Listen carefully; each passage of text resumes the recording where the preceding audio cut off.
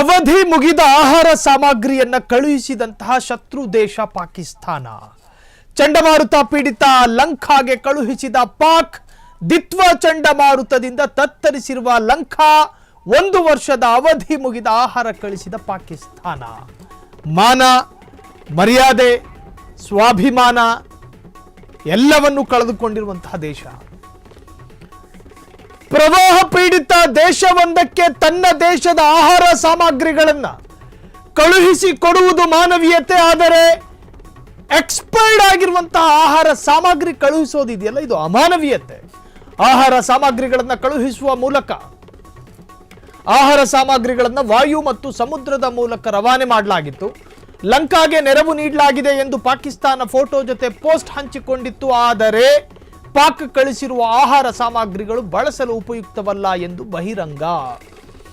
ಪಾಕಿಸ್ತಾನದ ಹೈಕಮಿಷನ್ ಲಂಕಾ ಹಂಚಿಕೊಂಡ ಚಿತ್ರಗಳು ಸಾಮಾಜಿಕ ಮಾಧ್ಯಮದಲ್ಲಿ ತೀವ್ರ ಟೀಕೆಗೆ ಗುರಿಯಾಗಿದೆ. ಆದರೆ ನಿಜವಾಗಿಯೂ ನೆರವು ನೀಡಬೇಕೆಂಬ ಉದ್ದೇಶ ಇತ್ತೇ ಅನ್ನೋ ಪ್ರಶ್ನೆಗಳು ಕೂಡ ವ್ಯಕ್ತವಾಗಿದೆ. ಹಳೆಯ ದಾಸ್ತಾನುಗಳನ್ನು ತೊಂದರೆಗೊಳಗಾದ ನೆರೆಹೊರೆಯವರ ಮೇಲೆ ಹೇರೋದು ಎಷ್ಟು ಸರಿ, ಸುರಿಯಲಾಗುತ್ತಿದೆಯೇ ಎಂದು ನೆಟ್ಟಿಗರು ಖಾರವಾಗಿ ಪ್ರಶ್ನಿಸಿದ್ದಾರೆ. ಲಂಕಾದಲ್ಲಿ ಅತಿ ಭಯಾನಕವಾದಂತಹ ಪ್ರವಾಹ ಪೀಡಿತ ದೇಶವಾಗಿ ಮಾರ್ಪಟ್ಟಿದೆ. ದಿತ್ವಾ ಎನ್ನುವಂತಹ ಸೈಕ್ಲೋನ್, ಅದೊಂದು ಚಂಡಮಾರುತ. ಪ್ರಕೃತಿ ನೈಸರ್ಗಿಕವಾಗಿ ಚಂಡಮಾರುತ ಅನ್ನೋದು ನಿಸರ್ಗಕ್ಕೆ ವಿರುದ್ಧ ಏನೂ ಅಲ್ಲ, ನೈಸರ್ಗಿಕವಾಗಿಯೇ ಸೃಷ್ಟಿಯಾಗುವಂತಹ ಒಂದು ನೈಸರ್ಗಿಕ ಪ್ರಕ್ರಿಯೆ ಅದು. ಆದರೆ ಆ ನೈಸರ್ಗಿಕ ಪ್ರಕ್ರಿಯೆಗೆ ನಾವು ಸ್ವಯಂಕೃತವಾಗಿ ಮಾಡಿಕೊಂಡಿರುವಂತಹ ಕೆಲ ಎಡವಟ್ಟುಗಳು ಅದನ್ನು ಸೈತಾನ್ ರೂಪಕ್ಕೆ ತಿರುಗಿಸುತ್ತೆ. ಸಮುದ್ರ ಪಾತ್ರದಲ್ಲಿ ಬದುಕ್ತಾ ಇರುವಂತಹ ವ್ಯಕ್ತಿಗಳಿಗೆ ಬಹುದೊಡ್ಡ ಅದು ಅನಾಹುತಕ್ಕೆ ಕಾರಣವಾಗುತ್ತೆ. ಆ ತರಹದ ಪ್ರವಾಹ ಪೀಡಿತವಾದಂತಹ ಲಂಕಾ, ನಮ್ಮ ಭಾರತ ಲಂಕಾ ಜೊತೆಗೆ ಬಾರ್ಡರ್ ಅನ್ನು ಹಂಚಿಕೊಂಡಿದೆ. ನಾವೊಂದು 7 ದೇಶಗಳ ಜೊತೆ ಗಡಿ ಹಂಚಿಕೊಂಡಿದ್ದೀವಿ. ಆ ಪೈಕಿ ಲಂಕಾ ಕೂಡ ಒಂದು. ಇನ್ನು ನಮ್ಮ ನೆರೆಯ ದೇಶ ಅದು. ನಮ್ಮ ಅಕ್ಕಪಕ್ಕದ ಮನೆಯವರು ಕಷ್ಟಕ್ಕೀಡಾದಾಗ ನಾವು ಸಹಾಯ ಮಾಡೋದು ಕಾಮನ್. ಭಾರತವು ಸೇರಿ ಅನೇಕ ಏಷ್ಯಾದ ರಾಷ್ಟ್ರಗಳು ಅದಕ್ಕೆ ನೆರವನ್ನು ಕೊಡ್ತಾ ಇದೆ. ಇನ್ನು ಭಾರತದ ಜೊತೆ ಪಾಕಿಸ್ತಾನ ಒಂದು ರಿಕ್ವೆಸ್ಟ್ ಅನ್ನು ಮಾಡಿಕೊಂಡಿತ್ತು, ನಾವು ಲಂಕಾಗೆ ಸಹಾಯ ಮಾಡಬೇಕು, ನಮಗೆ ವಾಯು ಮಾರ್ಗವನ್ನು ಸ್ವಲ್ಪ ಫ್ರೀ ಆಗಿ ಬಿಡಬೇಕು ಅಂತ ಹೇಳಿ. ನಾವು ಎಲ್ಲ ಮಾರ್ಗಗಳು ಕೂಡ ಈಗ ನಿಷೇಧ ಮಾಡಿದ್ದೀವಿ ಪಾಕಿಸ್ತಾನಕ್ಕೆ. ಜಲಮಾರ್ಗ ಅಲ್ಲಿ ಪಾಕಿಸ್ತಾನಿಗಳು ಏಕಾಏಕಿ ನುಗ್ಗಂಗಿಲ್ಲ, ಅದನ್ನು ನಾವು ಬಂದ್ ಮಾಡಿಟ್ಟಿದ್ದೀವಿ.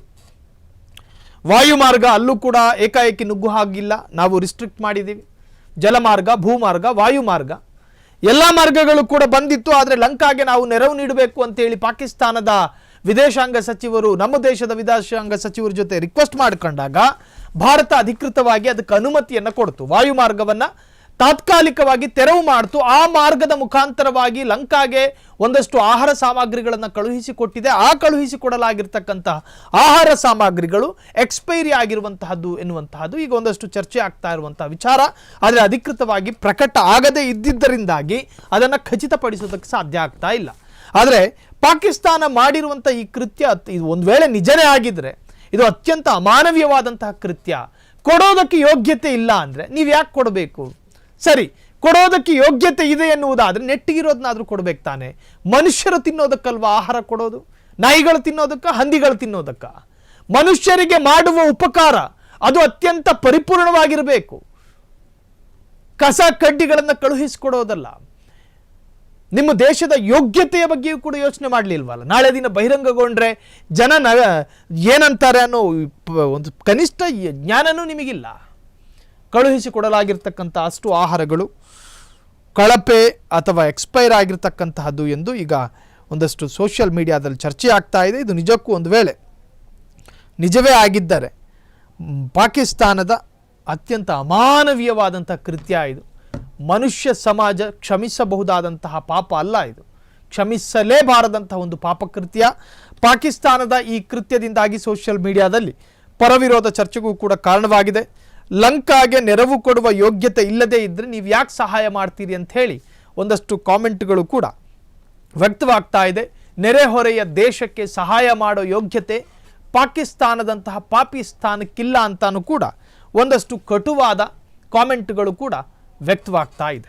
ಕ್ಷಣ ಕ್ಷಣದ ಸುದ್ದಿಗಳಿಗಾಗಿ ಫ್ರೀಡಂ ಟಿವಿ ಸಬ್ಸ್ಕ್ರೈಬ್ ಮಾಡಿ, ಲೈಕ್ ಮಾಡಿ ಹಾಗೂ ಫಾಲೋ ಮಾಡಿ. ಹೊಸ ಸುದ್ದಿಗಳ ನೋಟಿಫಿಕೇಶನ್ಗಾಗಿ ಬೆಲ್ ಐಕಾನ್ ಮೇಲೆ ಕ್ಲಿಕ್ ಮಾಡಿ.